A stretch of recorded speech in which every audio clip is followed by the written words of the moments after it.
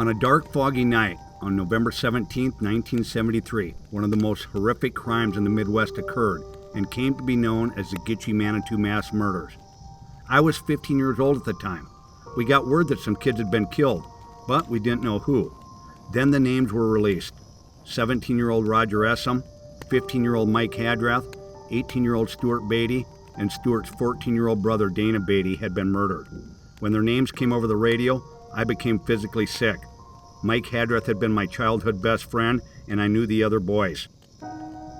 The morning after the murders, 13-year-old Sandra Chesky showed up at the Sioux Falls, South Dakota police station, claiming to have been at Gitchie Manitou that night.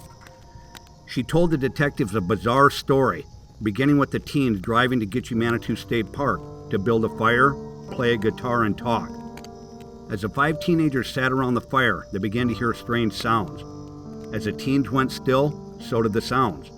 But then the noises reoccurred and stopped again and again. Suddenly, shadowy figures appeared in the tree line. "Who are you? What do you want?" one of the frightened teenagers yelled out. With the blast of a shotgun, the night of terror began. Some of the teens attempted to hide, but the cunning killers had other plans. When it was over, one of the Midwest's most horrific mass murders had left its bloodstains spewed across the campgrounds. Chesky continued her stories, but people didn't believe her, at first. Sandra Chesky would come to be known as the Gitchie Girl, and her life would spiral out of control as the horrors of that night overshadowed every aspect of her life. My name is Phil Hammond, co-author of Gitchie Girl.